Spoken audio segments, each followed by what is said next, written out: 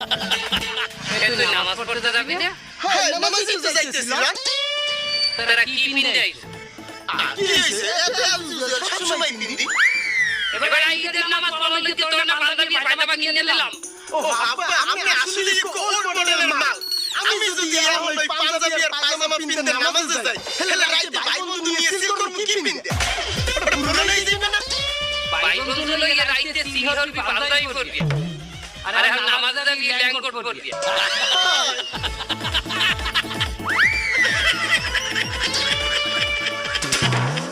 এবার তুই গোসল করো নাই? গোসল করে কি হইবে? গোসল করার দরকার নেই। আমি দুবার করে নেব। গোসল হওয়া গেল। তার এই যে জঙ্গল, এই যে বড়ার জঙ্গল, এই লই তুই নামাজে যাবি।